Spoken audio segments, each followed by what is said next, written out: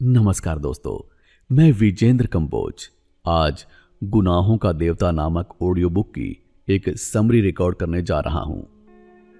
शुरू करते हैं। भाग 1, इलाहाबाद का वो आंगन और अनाम रिश्ता।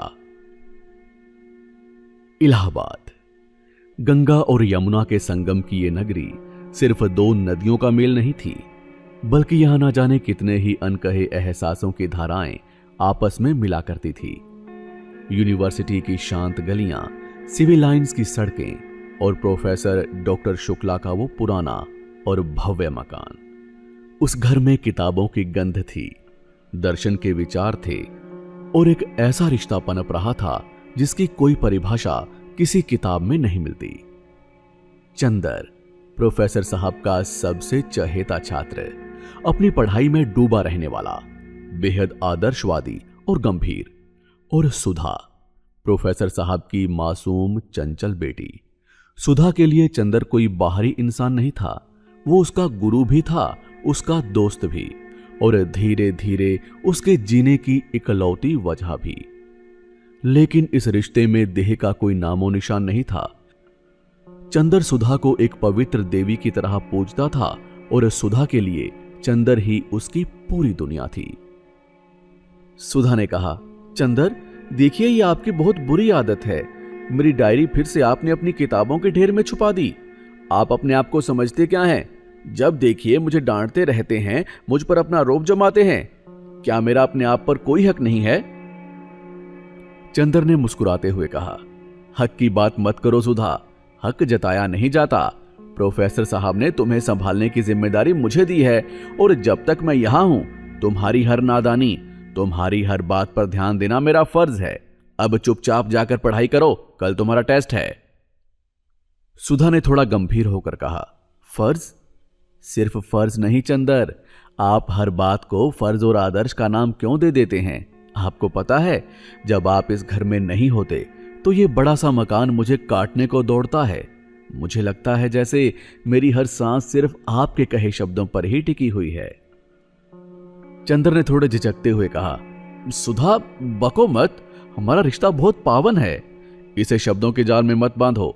मैं हमेशा तुम्हारे साथ हूं, एक दोस्त, एक साई की तरह। चंदर को लगता था कि वो अपने और सुधा के बीच एक ऐसी दीवार खड़ी कर रहा है जो पूरी तरह निर्मल है। वो खुद को एक महान आदर्शवादी पुरुष मान रहा था, लेकिन उसे ये अंदाजा नहीं था कि सुधा का प्यार किसी दर्शन शास्त्र का मोहताज नहीं था। वो तो बस चंदर को चाहती थी, निश्चल, निस्वार्थ और अटूट भाव से। भाग 2, आदर्श का बोझ और शादी का फैसला। समय बीतता गया और फिर एक दिन इलाहाबाद के उस शांत घर में एक ऐसा तूफान आया जिसने सब कुछ हमेशा के लिए बदल दिया। प्रोफेसर शुक्ला ने चंदर को अपने कमरे में बुलाया। उनके चेहरे पर अपनी बेटी के भविष्य की चिंता साफ दिखाई दे रही थी। डॉक्टर शुक्ला ने गंभीर होकर कहा, चंदर बेटा, तुम जानते ही हो कि तुम मेरे लिए क्या हो। सुधा बड़ी हो गई है, उसकी शादी की चिंता मुझे दिन रात सताती रहती है। मेरे एक डॉक्टर मित्र हैं, उनका बेटा है कैलाश, बहुत योग्य और सुलझा हुआ लड़का है। वो लोग सुधा का हाथ मांग रहे थे। मैं चाहता हूं कि तुम सुधा को इस शादी के लिए तैयार करो, वो तुम्हारी बात कभी नहीं टालती। प्रोफेसर साहब के ये शब्द चंदर के कानों में पिघले हुए शीशे की तरह गिरे। उसका दिल जैसे पल भर के लिए धड़कना भूल गया। लेकिन चंदर का झूठा अहंकार, उसका तथाकथित देवता बनने का जुनून उसके प्यार पर भारी पड़ गया। उसने सोचा, अगर मैं सुधा से शादी की बात करूंगा तो दुनिया कहेगी कि मैंने प्रोफेसर साहब के एहसानों का गलत फायदा उठाया। मुझे त्याग करना होगा, मुझे देवता बनना होगा। सुधा ने आंखों में आंसू लेकर घबराई और टूटी आवाज में कहा, चंदर ये मैं क्या सुन रही हूं? बाबूजी मेरी शादी की बात कर रहे हैं और आपने उन्हें हां कह दिया। आप चुप क्यों हैं? कुछ बोलते क्यों नहीं? क्या आप मुझे अपने हाथों से किसी और को सौंप देंगे?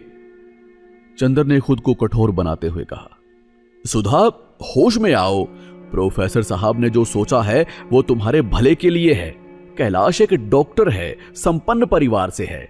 तुम्हें वहां हर सुख मिलेगा जो शायद इस घर में या मेरे साथ रहकर भी कभी ना मिले। सुधा ने सकते में आकर कहा, सुख? आप मुझे सुख की बात समझा रहे हैं चंदर? आपके बिना मेरा कौन सा सुख? क्या आपने कभी मेरे दिल में झांक कर देखा है? मेरे लिए तो ईश्वर, धर्म, दुनिया सब आप ही थे। अगर आप मुझसे कह दे कि मैं जहर पी लूं तो मैं मुस्कुराकर पी लूंगी, लेकिन मुझे किसी और का होने के लिए मत कहिए, मैं मर जाऊंगी चंदर। चंदर ने चिल्लाते हुए कहा, तुम्हें शादी करनी होगी सुधा, ये मेरा हुक्म है। अगर तुम मुझसे जरा भी प्यार करती हो तो मेरी बात मानोगी। तुम्हें अपने पिता की इज्जत के लिए, मेरे आदर्शों की रक्षा के लिए ये शादी करनी ही होगी। यही तुम्हारा और मेरा धर्म है। सुधा ने अत्यंत सन्नाटे भरे और ठंडे स्वर में कहा, धर्म? सच कहा आपने। अगर ये आपका धर्म है तो मैं भी अपना धर्म निभाऊंगी। मैं शादी करूंगी चंदर, लेकिन याद रखिएगा, जिसे सुधा को आप विदा कर रहे हैं वो सिर्फ एक देह होगी। उसकी आत्मा तो इसी घर में, आपके इन सिद्धांतों के कदमों में हमेशा के लिए दफन हो जाएगी। भाग 3, विदाई और मानसिक नरक। सुधा की शादी हो गई। वो कैलाश के घर चली गई। विदाई के वक्त सुधा की आंखों में आंसू का एक कतरा भी नहीं था।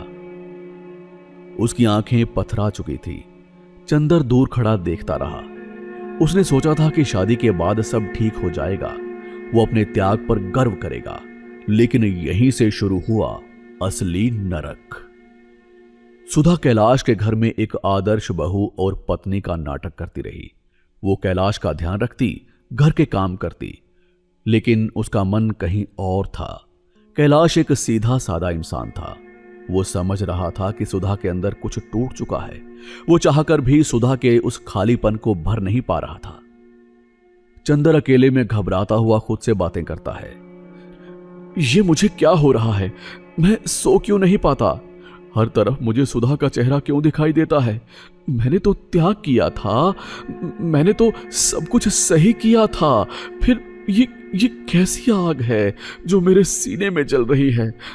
क्या मैं देवता था या मैंने अपनी ही बलि चढ़ा दी?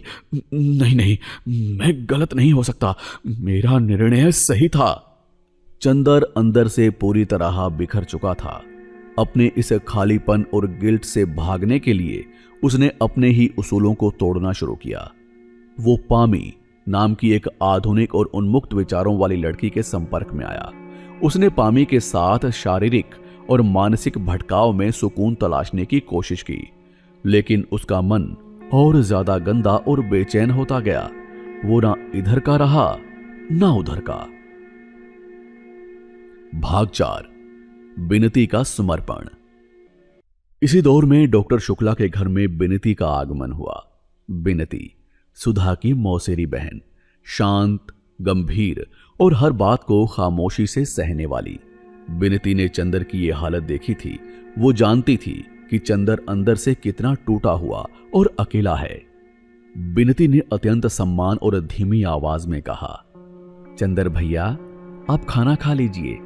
आप दिन ब दिन सूख कर कांटा होते जा रहे हैं। खुद को इस तरह सजा देने से क्या हासिल होगा? चंदर ने थकी हुई और कड़वी आवाज में कहा, तुम मेरी चिंता क्यों करती हो बिनती? जाओ यहां से। मैं एक गंदा इंसान हूं। जिसे तुम लोग देवता समझते हो वो दरअसल एक ढोंगी है। मैंने सुधा की जिंदगी बर्बाद कर दी और अब अपनी जिंदगी को राख बना रहा हूं। बिनती ने दृढ़ता और करुणा के साथ कहा, आप ढोंगी नहीं हैं भैया। आपने जो किया अपनी नजर में सही समझकर किया। दीदी आज आपसे दूर हैं, पर वे आज भी सिर्फ आपके लिए जी रही हैं। और मैं तो बस इतना चाहती हूं कि आपकी इस कड़वाहट को थोड़ा बांट सकूं। अगर आप मुझे अपने चरणों में थोड़ी सी जगह दे दें तो मैं बिना किसी अधिकार के आपकी सेवा करती रहूंगी। बिनती का यह समर्पण निस्वार्थ था, लेकिन चंदर का दिल अब एक ऐसी बंजर जमीन बन चुका था जहां प्यार या अपनत्व का कोई पौधा नहीं पनप सकता था। वो बिनती के समर्पण को देखकर और भी ज्यादा दोषी महसूस करने लगा। भाग 5, अंतिम सांसें और महागुनाह की पहचान। और फिर वो काली खबर आई जिसकी आशंका हर पल बनी हुई थी।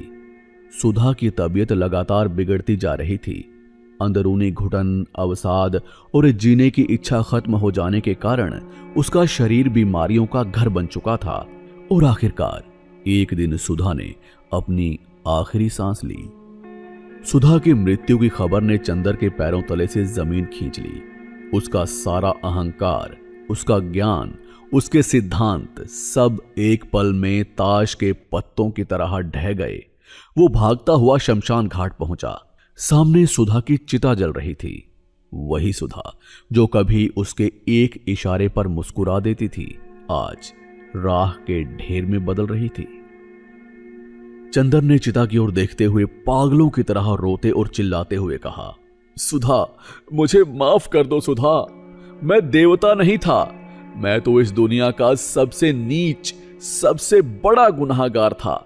मैंने त्याग के नाम पर तुम्हारी बलि चढ़ा दी। अपने झूठे अहम और समाज की वाहवाही के लिए मैंने तुम्हारे पवित्र प्रेम का कत्ल कर दिया। मुझे माफ कर दो सुधा, मुझे माफ कर दो। चंदर गंगा के किनारे गीली रेत पर पड़ा तड़पता रहा। धुएं का गुब्बार आसमान में उठ रहा था, मानो चंदर के सारे सिद्धांतों की धंजियां उड़ा रहा हो। उसे समझ आ चुका था कि जब इंसान अति आदर्शवादी बनने की कोशिश में किसी निश्चल प्रेम को ठुकरा देता है तो वो देवता नहीं बनता, वो गुनाहों का देवता बन जाता है। ऐसा देवता जिसका कोई मंदिर नहीं होता, जिसकी कोई पूजा नहीं होती, जिसके हिस्से में सिर्फ ताउम्र का पछतावा ही आता है। अगर आपको ये कहानी पसंद आई हो और आप इसका फुल वर्जन सुनना चाहते हैं तो कमेंट बॉक्स में लिखिए full version please. Thank you.